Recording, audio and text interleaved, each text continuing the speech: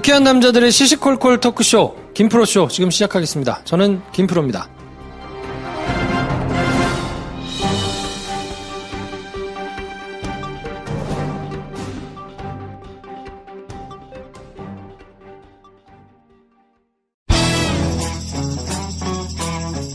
서초동 감식반장 김프로.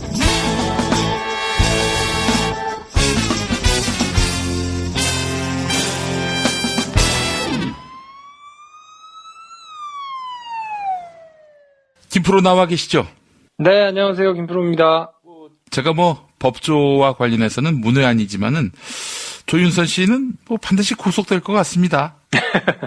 그렇죠. 구속됐다가 1심에서 집행유예를 받고 조윤선 전 장관이 이제 풀려났었거든요. 예. 근데 석방된 지 넉 달 만에 특수활동비 수수한 혐의로 다시 검찰에 출석했거든요. 예. 근데 이전까지는 사실 블랙리스트를 만드는데 관여를 했느냐, 말았느냐, 이거 가지고 이제 옥신각신 하면서 결국에는 집행유예를 받고 나온 건데, 그 뒤에 화이트리스트까지 포함해가지고 청와대에서 문건이 어마어마하게 발견되는 바람에 그 혐의에 대해서도 본인이 공색해졌는데, 그거와 더불어서 지금 국정원에서 특수활동비를 월에 500씩 받은 걸로 지금 이제 혐의를 받고 있는데, 돈이 건너간 것도 있기 때문에 사실 이제 빼도 박도 못할 상황에 처해졌고요. 2심에서는 아마 실형이 선고가 되는 거는 피할 수 없을 거라고 예상하고, 네. 추가 기소가 된다 그러면 형량이 더 올라가지 않겠나, 이런 생각도 들고요.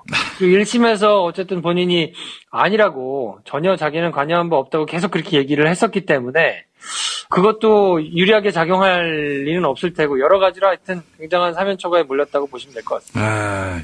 이게 참 다른 무엇보다도 여름 실컷 다 보내고 풀려났는데 존나 추운 겨울에 또 들어가게 돼서 이거 참 속으로 좆같다 이렇게 생각할 것 같아요. 복잡하겠죠. 심경이 많이 복잡하다 그러고, 안에서 책을 썼거나 이런 사람들 얘기를 이제 건너 들어보면 차라리 겨울은 좀 낫다 그래요. 왜냐면 지금 우리나라 수영 시설이나 그런 여건이 그렇게 좋지는 않기 때문에 장소가 조금 비좁은 편이거든요. 예. 물론 이제 들어가면 그렇게 다인실에 들어가가지고 수감 생활을 할지 그거는 또 논의로 해야 되겠습니다만, 사람들끼리 붙어 있는 체온 때문에 겨울에는 그래도 지내기가 조금 수월한 것 같고, 정말 곤욕인 거는 여름이라고 그래요. 그냥 사람의 존재 자체가 싫어지고, 그냥 옆에 누군가 있는 것만으로도 자기가 이제 힘드니까요. 예. 그 자체가 너무너무 괴로워서 사람이 미워질 수도 있구나, 이런 걸 경험한다고 하는데, 징역 1년에 집행유예 2년을 선고받았기 때문에 1심에서 이제 구속됐거나 이런 것도 있고 해서 지금대로 나온다 그러면 그렇게 많이 형을 살 것 같지는 않지만, 말씀드린 대로 이제 추가 기소가 될 수밖에 없을 거거든요. 1심에서는 지금 거론되고 있고 조사를 받고 있는 혐의들이 추가되지는 않았었기 때문에. 예.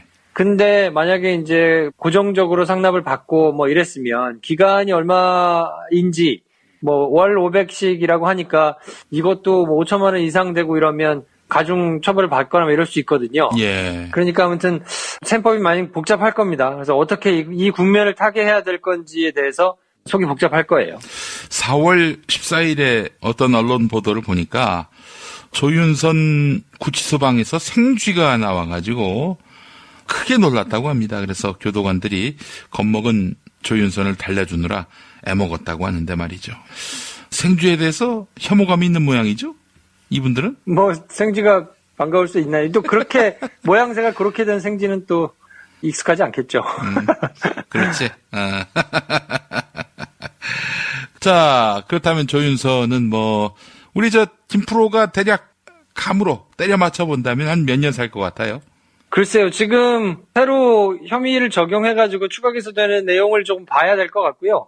아직 어떤 혐의가 적용되는지 안 나왔기 때문에. 왜냐하면 지금 불구속 상태로 재판을 2심을 받고 있는 거잖아요. 그러니까 요 재판만 해당된다 그러면 그냥 불구속 상태로 계속 가다가 법정에서 실형이 선고되면 다시 법정 구속되는 형태일 텐데, 지금 이 혐의 말고 추가 혐의로, 그러니까 특활비를 사용한 이런 것들은 이제 추가된 혐의이기 때문에 이거에 대해서 추가로 구속을 할 수도 있거든요. 그럼 중간에 또 구속될 수 있는 그런 상황도 생길 수 있기 때문에 일단 적용되는 혐의를 보고 그 뒤에 어느 정도나 나올까 그거는 뭐 가늠해 볼 수 있겠죠. 그러니까 한 몇 년이라.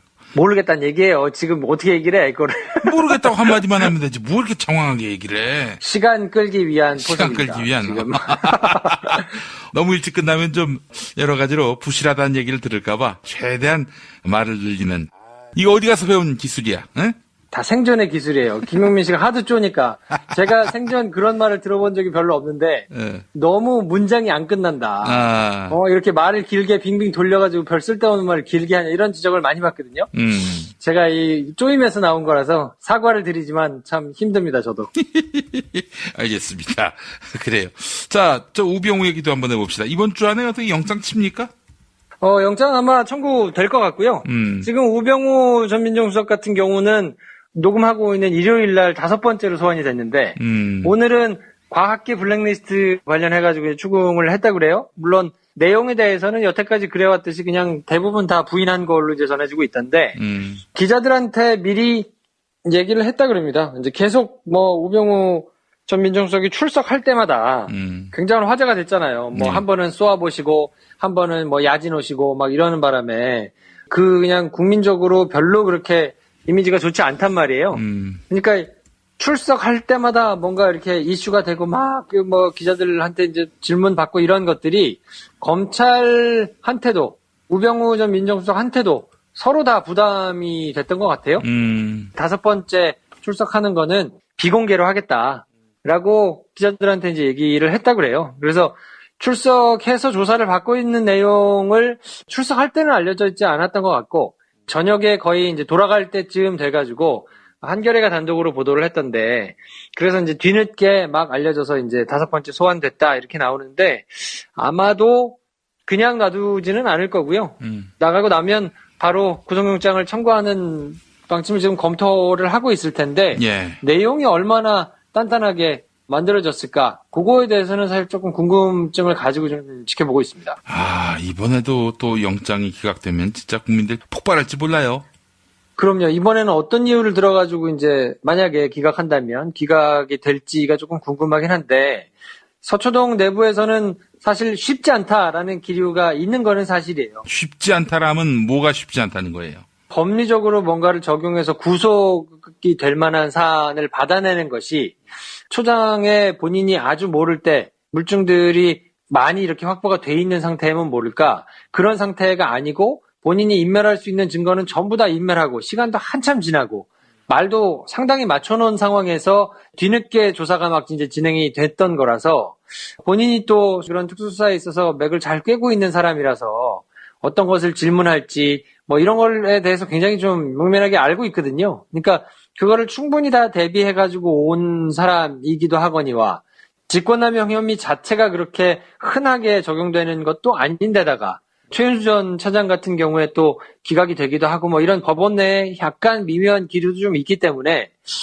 이게 우병우 전 민정수석이 또 청구가 된다 하더라도 그냥 반드시 나온다고 보기가 어떨 것이냐.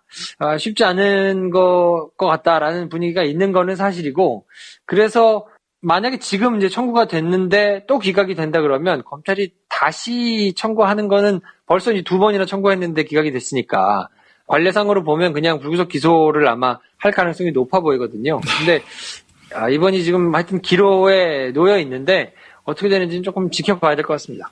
지켜보자. 그 말을 이렇게 최대한 늘렸군요. 대단한 능력의 소유자입니다. 예. 그러니까 이런 능력을 키워주신 김용민께 감사를 드려야 될지 욕을 해야 될지 잘 모르겠는데. 김용민께? 이 나이 참. 이제 아주 맘먹는구만. 왜요? 깨라고 했는데. 김용민 씨도 아니고 김용민께? 이야. 그럼요. 역사의 인물이구나 내가. 아니 근데 좋습니다. 김태효도 영장 청구됐죠. 네. 김태효는 사실은 이제 MB로 가는 길목에 문턱인데 만약에 김태효도 기각이 되면은 이건 MB 수사에 상당히 애로가 발생하는 게 아닌가 하는 그런 추론이 가능할 텐데요. 일단 군 댓글 관련해가지고는 김관진의 영장을 청구할 때 공범으로 적시를 MB에 대해서 안 했단 말이에요. 예. 그래서 지금 상황으로는 국방부 장관이 맨 위에 있는 형국으로 지금 돼 있거든요. 예. 근데 김태호 전 비서관 같은 경우에는 청와대와 있는 가교 역할이 되기는 할 텐데 그래도 그냥 군 댓글 만 가지고 MB까지 엮어가지고 조사를 할 수 있겠는가? 그러니까 지금 제가 뭐 지난주에도 정리를 해드렸습니다만 MB와 관련해가지고는 크게 세 가지 덩이로 조사가 지금 쭉 안에서 진행 중이잖아요. 예. 그러니까 MB를 부른다고 하면 물론 이것도 그 세 가지 축 중에 하나로 들어가기 때문에 이거에 대해서도 조사는 이루어질 텐데 이것 단독만 가지고 그냥 뭐 구속영장을 청구하거나 내지는 소환해가지고 조사를 하거나 그렇지는 않을 거예요. 아마 다른 수사들하고 보조를 맞춰서 어느 정도 질문을 할 수 있는 정도로 전부 무르익은 다음에 그 다음에 한 번에 불러서 쭉 질문하는 방식으로 아마 진행이 될 가능성이 높거든요. 그리고 만약에 추가로 조사가 필요하다, 하루 안에 다 안 끝날 것 같다 싶으면 제 생각에는, 이건 뭐 제 개인적인 생각입니다만, 한 번은 공개적으로 부르더라도 그 이후에 추가 조사가 필요한 거는 뭐 검찰이 밖에 나가서 조사를 한다든지 따로 조율해가지고 조사를 한다든지 이런 이제 초식을 쓰는 경우도 꽤 많이 있거든요. 그러니까 제3의 장소에서 조사를 하거나 뭐 이런 식으로 이제 비공개로 수사의 효율성을 위해서 그렇게 할 수 있는 가능성도 충분히 있고, 다만 김태호 전 비서관에 대해서는 당연히 본인은 이제 구속영장이 청구돼야 될 상황에 있으니까 이제 청구를 했을 텐데, 요것만 가지고 MB로 바로 올라가는 거는 조금 무리가 있다 이렇게 보시면 될 것 같습니다. 구속되건 구속되지 않건. 그럼요. 이제 구속이 된다 하더라도 그러면 군 댓글 관련해가지고 이제 김태호 전 비서관은 구속되는 거니까, 군 댓글 관련해가지고 모아놓은 거 하나, 그리고 나머지 뭐 다스와 관련됐거나 뭐 예전에 있던 다른 혐의들에 대해서도 조사가 쭉 진행된 다음에 뭐 그런 것들을 모아놓고 한 번에 조사가 이루어질 거기 때문에 그 사안은 조금 더 지켜보셔야 될 것 같고, 연내에 그래서 뭐 MB가 당장 불려나와가지고 조사를 받거나 이런 그림은 기대하기가 조금 어렵지 않을까 싶은 생각은 가지고 있어요. 그냥 확 연내에 부르지. 근데 연내에 부르면 뭐 여러 번을 불러야 되는데 그렇게 되면 불필요하게 정치적인 공방이 발생할 가능성이 높거든요. 뭐 이렇게 뭐도 별것도 없으면서 망신 주기로 부른다는 등 뭐 이런 걸로 오히려 역정을 내고도 남을 사람들이기 때문에. 아니, 건수가 없다니요. 지금 뭐 당장 김관진이나 김태효나 댓글 관련한 내용들을 MB한테 보고했다고 했고, 지금 다스 관련해서도 지금 온갖 형태로 실소유주가 MB라는 점을 입증하는 그런 자료들이 또 증언들이 쏟아져 나오는데 왜 없어요? 없기는. 그러니까 제가 개인적인 생각으로 없다는 게 아니고 저분들은 상식적으로 대화가 잘 안 되는 분들이라서. 저기 MB 쪽? 네, MB 쪽이나 그냥 보수 세력에서 뭔가 적폐 수사가 진행되는 거를 마뜩찮아 하는 사람들 입장에서는 여러 번 불려 나오는 거를 또 그렇게 해석해가지고 신박하게 막 또 쓸 거거든요. 뭐가 없는데 불러들이면서 망신 주기만 한다 뭐 이런 식으로 또 흠집을 내면서 막 여론몰이를 하려고 노력을 할 거기 때문에 그런저런 정무적인 판단을 한다 그러면 그냥 전직 대통령을 예우하는 척 한 번 불러가지고 세게 그냥 조지는 것이 훨씬 낫다라고 판단을 할 것 같고, 제가 보기에도 그게 훨씬 자연스럽고요. 그렇게 나와서 뭔가 제대로 된 결과가 나오는 것이 훨씬 더 적폐 수사를 진행하는 데 있어서는 효과적이지 않겠나 하는 생각을 하고 있습니다. 뒷으로 보기에도 지금 굉장히 검찰이 신중에 신중을 더하고 있다, 이렇게 보는 겁니까? 저는 개인적으로 신중하는 것이 낫다라고 생각합니다. 왜냐하면 국민들이 보기에 그냥 시원한 모습을 보여주는 것도 물론 여러 가지에서 의미가 있기는 하지만 정말 실무적으로 보자 그러면 검찰은 뭘 해야 되냐면 2심, 3심까지도 가서 유죄를 확정시켜야 되는 의무가 있거든요. 근데 만약에 그 공사를, 그러니까 뭐 그냥 아주 기초 공사를 단단하게 해놓지를 못하면 이게 1심부터 진행돼가지고 3심까지 가서 이게 확정되는 데까지 시간이 굉장히 오래 걸려요. 뭐 많이 걸리는 거는 몇 년도 걸리는데 그렇게 가는 와중에 담당자 바뀌고 변호인이나 당사자는 그냥 한 사람이잖아요. 그러니까 계속 같은 사람이 가는데 그 이후에 뭐 2심, 3심까지 큰 사건이니까 해당됐던 뭐 검사나 이 사람들이 계속 맡아가지고 진행을 하기는 하지만 그래도 이게 시간이 지나다 보면 아무래도 방어해야 되는 당사자보다는 힘이 떨어질 수밖에 없는 그런 게 있거든요. 그렇다고 보면 검찰 입장에서는 어쨌든 대법원 가가지고 어이없이 무죄가 나오거나 이러면 안 되잖아요. 그러니까 그 나중까지 생각을 하면 지금 당장 불러가지고 구속하는 거 뭐 이런 것들은 아주 초창기 단계이기 때문에 이 첫 단추에 시원한 것을 주는 것보다는 맨 마지막까지 제대로 갈 수 있는 법리적인 검토 뭐 이런 걸 충분히 한 다음에 그 위에 정무적인 판단을 얻는 것이 훨씬 더 현명하다고 보고, 저는 그래서 조금 느린 것 같고 조금 답답해 보이고 원론적인 수준으로 이렇게 이야기가 나오는 것 같아 보여도 제대로 수사할 의지를 가지고 저게 그냥 말장난하는 것이 아니고 제대로 수사를 하기 위해서 말을 아끼는 것이라면 그러면 지지를 해주는 편이 낫다라고 저는 생각을 하는 거고, 문무일 총장 지난주 관련해가지고 뭐 이렇게 저렇게 청와대와 뭐 엇박자가 나는 듯한 모양새를 조금 보였던 것도 큰 틀에서는 지장 없다, 그냥 덮고 한번 보셔도 된다라고 생각하는 것이 그런 맥락에서 말씀드린 겁니다. 네, 그 MB를 비롯한 우리 사회의 적폐들에 대한 제대로 된 응징, 이 응징의 결말을 위해서는 신중 모두가 타당하다, 이런 이야기군요. 네, 그렇습니다. 알겠습니다. 하여튼 언젠가는 내가 불려나가겠지? 언젠가는 구속되겠지? 이런 짐작 속에서 계속 지난한 시간들을 보낸다면 사실 똥줄 타는 건 MB가 아닐까 하는 생각도 해봅니다. 겉으로는 뭐 엄포도 놓고 말도 안 된다고 화도 내고 하지만 속으로는 굉장히 속이 탈 거예요. 그리고 지금 예전 같지 않거든요. 뭐 MBC도 이제 다시 정상화돼서 제 목소리를 낼 수 있는 사람들이 진용을 이제 갖추고 있고, YTN과 KBS가 조금 답답한 상황이긴 합니다만 격이도 그래도 결국에는 뭐 힘겹게 싸움을 하는 기자들이나 PD들이나 돌아올 거라고 보거든요. 예. 그러면 언론 지형이 제정신을 차리고 정말 말도 안 되는 것에 그냥 부안해동하게 보도를 하지 않는 분위기가 된다 그러면 지금은 자기들이 뭔가 이렇게 수를 써볼 수 있는 가능성이 매우 줄어들 거거든요. 그러면 시간이 지나면 지날수록 초조하고 답답하고 뭔가 변통을 쓰려고 하는 것은 MB 쪽일 것이기 때문에, 그리고 지금 저희가 그냥 보기만 하더라도 조금 문제가 있어 보이는 것이 너무 많잖아요.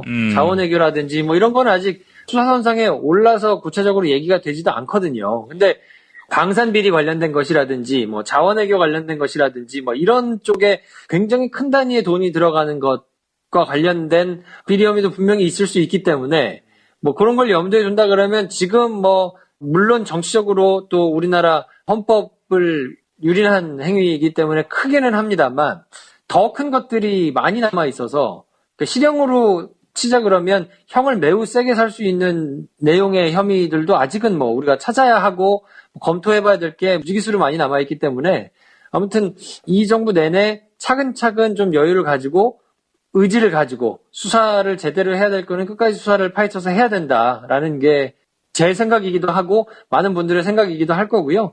또 저는 그러한 공감대를 검찰 내부에서도 어느 정도는 가지고 있다고 봅니다. 그러니까 하여튼 수사 의지를 가지고 있는 사람들이 제대로 수사를 할 수 있도록 지금은 개별 단위의 검사들이나 뭐 이런 사람들한테 좀 응원도 많이 하고 사람들이 좀 지지하고 있다는 뜻을 보여줄 필요가 있는 게 아닌가 하는 생각을 가지고 있습니다. 알겠습니다. 자, 김프로 오늘 말씀 잘 들었습니다. 네, 내일 뵙겠습니다.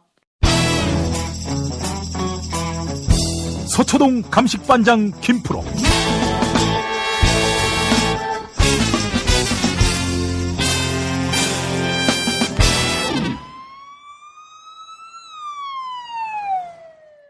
자, 김프로 나와 계시죠? 네, 안녕하세요. 김프로입니다. 네. 김노예와 함께하고 있습니다. 왜냐하면 지금 시각이 저희가 녹음하는 시간이 4시 10분입니다. 제가 이제 연말이 되다 보니까 도저히 조정할 수 없는 이제 송년회 자리 이런 것들이 있잖아요. 예, 예. 그래서 이제 시간이 우리 김용민 씨도 그렇고 저도 그렇고 맞추기가 도저히 쉽지가 않아가지고. 뭐라 김용민 씨가 뭐야? 김용민 씨는 밤새 대기를 했구만. 어? 슬쩍 여기 나를 말아 넣어. 이게 또 우리 김용민 씨가 또 맘마이스 녹화 이런 것들이 있기 때문에 제가 일정이 바쁘다고 얘기를 할 게 못 되거든요. 왜냐면 워낙 정말 살인적인 스케줄을 소화하고 계시기 때문에. 예. 새벽이라도 기꺼이 해야죠. 그 맘마이스 녹화 시간에 지는 녹음할 수가 있었나? 딴 일 보았으면서. 그래서 기다렸다가 새벽 4시에 하는 건데. 그래요. 저는 이제 김노예고요. 예, 우리. 제가 노예가 아니고 그쪽이 노예입니까? 그렇습니다. 김프로는 김갑질. 김갑으로 하겠습니다. 자, 오늘 김갑과 함께 나눌 이야기는 최경환 이야기인데, 박근혜 정부 시절 국가정보원으로부터 특수활동비 1억을 받았다, 이런 의혹에 휩싸인 주인공 아닙니까? 최경환에 대해서 검찰이 어제 구속영장을 청구했는데, 당장 실질 심사를 할 수 있는 건 아니에요. 왜냐하면 이 사람이 배지를 단 국회의원이기 때문이죠.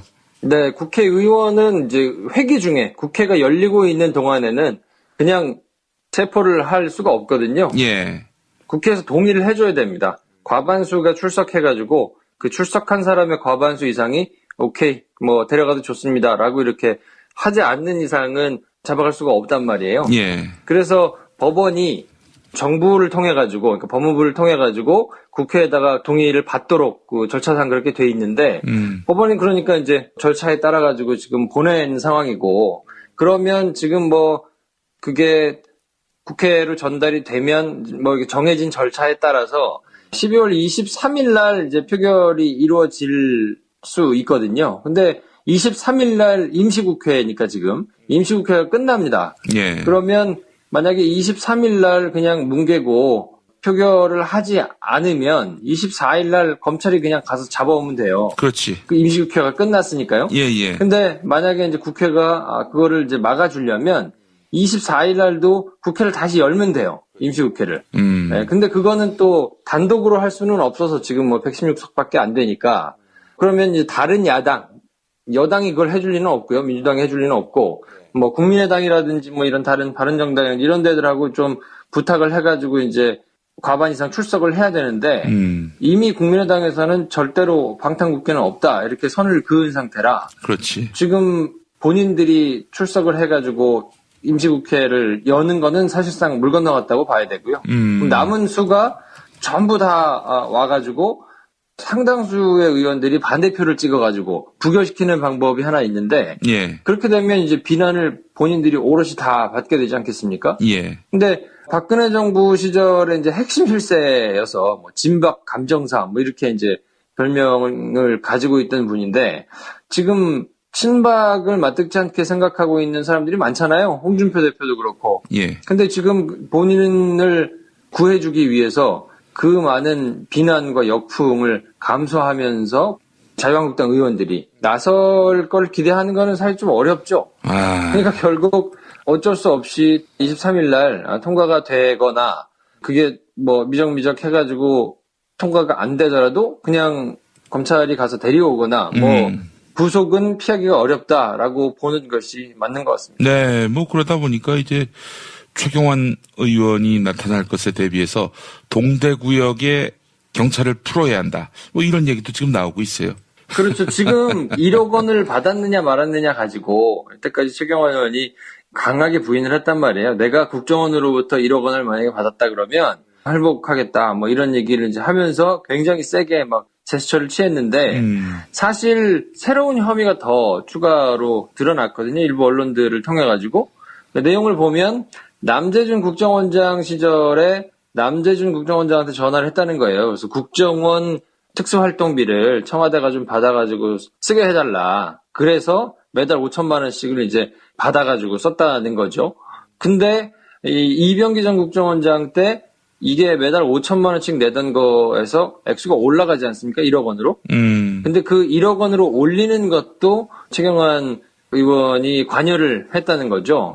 그렇게 되면 국정원 특수활동비를 쌈짓돈처럼 갖다가 쓰던 것이 거의 친박 핵심 실세인 최경환 의원으로부터 시작이 됐고 또 액수도 올라갔다는 얘기가 되니까 이건 본인이 1억 원을 받은 것과 별개로 굉장히 국민적인 분노를 사고 있는 혐의와도 무관하지 않다라는 얘기가 되니까 그러면 지금까지 본인이 개인적으로 1억 원을 받았다는 것과 더불어서 박근혜 정부 때 5천만 원이 가다가 1억 원으로 올라간 이 모든 과정에 개입했다는 것도 역시 이제 부인을 해야 되는데 이게 국회의원들이 볼 때도 이걸 어떻게 방어를 해주겠습니까? 그냥 본인이 1억 원 받았다 아니다 이거 가지고 뭐 옥신각신하면 지금 표적 수사를 하고 있니 어쩌니 뭐 이런 이유를 들어가지고 할 수 있지만 이건 전혀 다른 얘기가 되거든요. 그러니까 국회의원들이 뭔가 방어를 해주거나 실드를 쳐줄 수 있는 가능성은 거의 없다고 봐야 되고 최경환 의원은 지금 굉장히 죽을 맛이겠죠. 근데 홍준표 대표가 요 이제 결정이 나오고 난 다음에 기자들을 만나가지고 그렇게 얘기를 했다 그래요. 검찰이 머리가 너무 똑똑하다 그러면서 뭐 알렌 소리를 했다 그러는데 속으로는 얼마나 기분이 좋겠습니까? 최경환 의원과 이 친박 때문에 굉장히 본인의 이 리더십에 상처가 생길 뭐 이런 상황이었는데 지금 알아서 이렇게 뭐 데려가 주시니까 표정 관리를 하는 뭐 그런 입장인 것 같아요. 참담한 듯 하면서도 최경환 구속에 있어서는 그 모든 책임, 이걸 검찰한테 떠넘기는 거죠. 최경환이 구속되더라도 나는 무관한 일이에요. 이러면서 슬쩍 발을 빼는. 근데 본인이 만약에 최경환이었다면 그렇게 나올 리 없겠죠. 검찰이 똑똑하다 이런 말 하겠습니까? 네, 최경환 의원이 아니고 만약에 홍준표 대표 측근이 만약에 그랬다 그러면 뭐 결사적으로 뭔가 이렇게 쇼잉을 하면서 막아야 된다 뭐 이런 제스처를 취하지 않았겠어요? 근데 지금은 자유한국당 내에서 반대파, 자기를 굉장히 궁궁에 빠뜨렸던 사람들과 이제 또 교류를 같이 하는 사람이기 때문에 뭐 이 사람에 대해서는 검찰이 이렇게 데려가 주시는 거에 대해서 굉장히 하여튼 좀 흐뭇하게 생각을 하지만 그걸 또 흐뭇하다고 얘기할 수는 없으니 뭐 하여튼 표정 관리를 하면서 좀 그러고 있습니다. 그냥 뭐 감나무 밑에서 입 벌리면 알아서 홍시가 떨어지는 이런 상황인 것 같습니다. 자, 그래요. 뭐 최경환은 그래서 구속이 불가피할 것 같고 그렇게 감옥에 가게 되면은 이제 친박 핵심 둘 중에 하나는 떨어져 나가는 그런 양상이 될 텐데, 자, 어떻습니까? 지금 우병우도 같은 날 구속영장이 청구됐는데 우병우는 국회의원이 아니죠? 뭐 그렇죠. 여긴 자연인이니까 13일 날 구속영장 실질심사가 열릴 전망인데 지금 세 번째 청구란 말이에요. 예. 말씀드렸듯이 세 번째 청구돼가지고도 기각이 되면 그 다음으로 넘어가기는 사실 검찰 입장에서 이제 굉장히 많이 부담스러울 테니까. 뭐가 부담돼? 두 번이나 기각됐으면은 그 세 번째 청구하는데 또 안 되면은 한 네 번째 해야지. 그렇게 해서 영장 청구했을 때 누가 더 부담을 느끼겠어요? 검찰이 느끼겠습니까? 법원이 느끼지요. 사실 여론의 지형을 보더라도 지금 검찰 편이에요? 법원 편이에요? 국민이? 아니 뭐 그렇죠. 여론은 당연히 그렇고 우병우 전 민정수석에 대해서는 야, 왜 우병우 전 민정수석 관련해서만 영장이 청구되면 다 족족 기각이 되는 거냐라고 지금 모두가 느끼고 있기 때문에 법원은 일단 뭐 여론에 대해서 굉장히 민감하게 반응은 할 테지만 뭐 그럼에도 불구하고 전혀 영장과 관련해 가지고 결이 다른 판결들이 지금 나오고 있는 건 사실이거든요. 그래서 저는 조금 우려스럽게 지금 보고는 있는데 그냥 뭐 일반적이라고 하면 당연히 나와야 되는 거 아닌가 싶은 생각이 조금 들거든요. 그러니까 요번 건은 제가 그때도 말씀드렸지만 가장 큰 문제가 이제 돈이 뭔가 오가거나 이런 상황이 조금 있어야 두말하지 않고 이렇게 영장이 발부되는 경우가 많은데 우병우 전 민정수석과 관련해가지고는 그 유독 돈이 왔다 갔다 하거나 이런 이제 흔적이 잘 발견이 안 되거든요. 본인이 이제 워낙 재산이 많아가지고 공직자일 때도 그 돈과 관련해가지고는 딱히 본인이 이렇게 받은 게 잘 없단 말이에요. 그러다 보니까 이게 아무래도 그냥 법리적으로 뭔가를 다투고 뭐 이런 이제 미명 아래 기각이 되는 경우가 많아서 근데 이제 제가 이번 사건은 다르지 않느냐라고 보는 거는 물론 본인이 돈을 받거나 이런 혜택을 받은 거는 아니지만 본인과 관련된 뭐 의혹 이게 언론에 제기된 상황에서 그거를 어떻게 무마를 조금 해보려고 사적으로 사찰을 시키고 감찰을 시키고 막 이랬던 것이니까 그거는 돈을 받아 챙긴 것과 좀 비슷한 맥락에서 볼 수 있지 않느냐라는 생각을 지금 좀 하기 때문에 저는 이번에는 기각되기가 좀 어려울 것이다라고 생각은 하지만 그래도 워낙 그 우병우 전 민정수석과 관련해 가지고는 통신영장 뭐 이런 것부터 전부 다 뭐 압수수색 영장 이런 것도 기각된 것들이 많기 때문에 뭐 쉽지는 않을 거다라는 생각을 하고는 있습니다. 예, 그래요. 검찰 분위기는 어떻습니까? 우병우 구속 이거 뭐 어떻게 전망해요? 그러니까 구속과 관련해 가지고는 검찰도 당연히 나와야지라고 생각을 하면서도 한편으로는 좀 당혹스러워하는 면이 좀 있는 것 같아요. 그러니까 쉽게 얘기하면 그런 거예요. 이재용 영장은 당연히 나와야 된다라고 생각을 했지만 특검도 그렇고 뭐 근데 이제 첫 번째 기각이 됐을 때 조금 움찔했다는 거예요. 왜냐하면 이게 그냥 범죄 사실만 보자 그러면 당연히 나와야 되는 건데 이게 법원이 참 쉽지가 않구나 뭐 이렇게 생각을 했다 그래요. 그래서 두 번째도, 첫 번째도 그랬지만 당연히 나와야 될 거는 맞는데, 요번 두 번째 넣었지만 그래도 이것도 기각이 될 수 있지 않겠냐라고 생각하는, 실제로 그렇게 생각한 검찰 관계자들이 많더라고요. 근데 우병우 같은 경우에는 범죄 사실 때문이 아니고 이건 뭐 그냥 당연히 나오는 거 아니야? 라고 생각을 했다가 그냥 계속 기각되니까 이게 계속되면 될수록 이게 법원이 아예 내주기 싫은 모양이다라고 생각을 하는 게 있어서 예. 우병우 전 민정수석과 관련해서는 굉장히 조금 불안불안하게 오디션 결과를 기다리는 것처럼 네, 검찰에서도 굉장히 좀 상식적이지는 않지만 불안불안하다라고 느끼는 게 좀 있는 것 같습니다. 앞으로 판사들이 판결할 때 검찰의 그 공소 사실 제 점수는요 이러면서 이제 점수를 매기는. 그래서 합산해서 어느 기준점을 넘어가면은 영장이 집행되고 기준점 이하면은 기각이 되고. 안 웃긴가요? 이 새벽이라 좀 삘이 안 오시는 것 같습니다. 이거. 유머하신 거예요? 예. 네가 지금 아직 잠이 덜 깨서 리액션이 약한 거일 수도 있지 않을까? 아침에 제가 양치질 하다가 생각이 나면 웃도록 하겠습니다. 그때 좀 웃길 것 같아요. 알겠습니다. 그래요. 어떻습니까? 최근에 그 검찰과 나름대로 네트워크가 있는 그런 분과 만난 걸로 알고 있는데 MB 구속과 관련해서 뭐 들은 정보가 없습니까? 글쎄요. 뭐 그거에 대해서는 워낙 거물이기 때문에 제가 물어본다는 들 대답을 해주겠습니까? 근데 내년에 어쨌든 말씀드린 대로 지금 혐의가 충분히 다 수사가 이루어진 다음에 한꺼번에 될 수가 있어서 검찰 내부 인사들도 사실은 상당히 부담스러워하죠. 그래서 한겨레가 그런 기사를 썼던데 특임 검사를 지정해서 수사를 해야 되는 거 아니냐라는 이제 주장을 한겨레가 뭐 했더라고요. 예. 근데 검찰 내부의 사람들은 그래요. 특임 검사라도 지정을 해가지고 했으면 좋겠다라는 생각들을 지금 하고 있거든요. 또 전직 대통령과 관련해가지고 이렇게 막 정무적인 판단 그리고 이것 때문에 오히려 막 정치적으로 이렇게 분란이 일어나는 그 소용돌이에 들어가는 게 쉽지는 않겠죠. 뭐 그렇게 하고 싶은 사람이 있기는 하겠습니까? 그래서 그렇게 생각은 하고 그냥 우스갯소리로 제발 특임 검사가 좀 했으면 좋겠다. 뭐 이런 얘기를 한 검사들도 많던데 특임 검사가 수사를 하면 뭐가 달라요? 자기들이 안 해도 되니까요. 그 뭐 특검하고 뭐가 달라요? 특검은 검사가 아닌 사람한테, 그러니까 우리나라에서는 수사를 해가지고 뭐 영장을 청구하거나 법원에다가 재판을 받게 해주세요라고 기소를 하는 거를 검사만 할 수 있도록 돼 있거든요. 예. 그러니까 검찰 조직에서 하는 거를 도저히 믿을 수가 없으니까 전혀 다른 곳에서 수사를 좀 했으면 좋겠다라고 할 때 특별검사를 임명을 하는 거예요.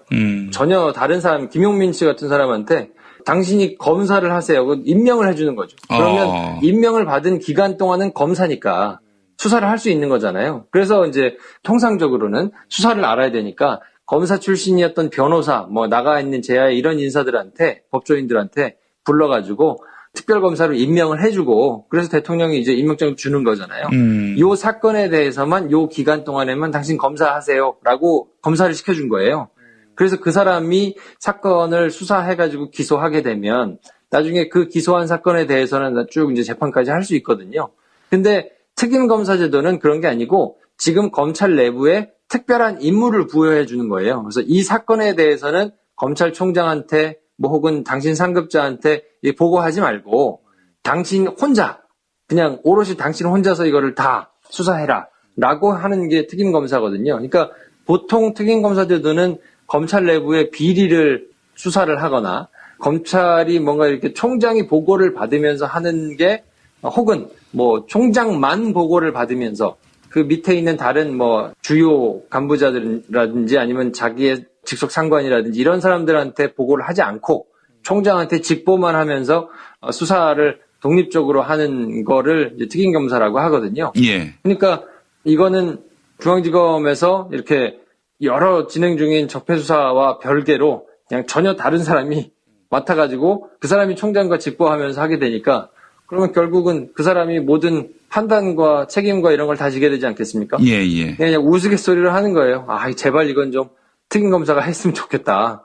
그러면 뭐 그 사람이 오롯이 다 가져가게 되니까. 근데 그렇게 우스갯소리를 한다는 것 자체가 굉장히 부담스럽다는 얘기인데 그거는 농담으로 하는 얘기라 그 말인즉슨 뒤집어서 생각을 해보면 흑인 검사가 그냥 가져갔으면 좋겠다라는 농담을 할 정도로 위중한 사건이니까 이거는 대충 할 수 없고 굉장히 단단히 챙겨가지고 하고 있다라는 사인으로 봐야 될 거거든요. 그러니까 아마 말씀드린 대로 뭐 수사 중인 내용들이 어느 정도 무르익어서 요거는 강제로 불러다가 이제 좀 얘기를 해야 되겠다 싶을 때 그때 아마 부르게 될 테니까 제가 보기에는 뭐 내년 넘어가서 찬바람이 꺾이는 시점쯤 돼야 불러가지고 되지 않겠나. 아니 이미 드러난 것만 해도 뭐 나 같으면 영장 치겠네. 이거 정말 참. 근데 이제 뭐 제가 누누이 말씀드리지만 이게 2년 3년씩 가가지고 대법원에서 확정 판결을 받는 게 중요하기 때문에 지금 뭐 한두 달 늦어지는 것이 그렇게 뭐 한두 달 빨리 불러가지고 망가지는 것보다는 저는 후자가 훨씬 낫다고 생각합니다. MB라서 그런 거 아니에요. 지금에 드러난 증거가 만약에 일반인의 것이라면은 이거 뭐 바로 영장 쳐도 문제가 없는 거 아닙니까? 뭐 정무적인 판단을 안 할 수는 없으니까요. 왜냐하면 그래도 전직 대통령이었고 임기를 뭐 아무 적이 없이 마쳤기 때문에 전직 대통령 개뿔은 무슨 참 사기꾼을 특별히 봐주는 이 대한민국의 구조 자체가 상당히 회의적입니다. 이 촛불혁명으로 다시 일으킨 나라인데 이 저따위 사기꾼한테 휘둘려가지고 아니 무슨 역풍은 무슨 역풍이에요. 역풍을 일으키는 새끼들이 개새끼들이지. 이게 이렇게 자꾸 몰고 가시면 제가 이제 MB를 두둔하는 것 같은 프레임이 자꾸 되는데 저도 MB 싫거든요. 예. 아니 그런 사기꾼 새끼를 어떻게 그냥 내버려둬 지금? 뭐 죄를 지었으면 벌을 받아야 되는 게 맞는데 현실적으로 있는 걸 또 무시할 수는 없기 때문에 그런 현실 자체가 아주 이건 문제라고 생각을 합니다. 그럼 왜 검사 안 하셨어? 검사를 하셨어야지. 공부 열심히 해가지고 검사하셔가지고 지금 때려잡았어야지. 수포자라서 어려웠어. 알겠습니다. 김프로 새벽에 너무 고생 많았습니다. 네, 내일 뵙겠습니다. 뭐 내일이야? 오늘 녹음해야지. 뭐 내일도 새벽 4시 하자는 얘기야? 예, 감사합니다. 네.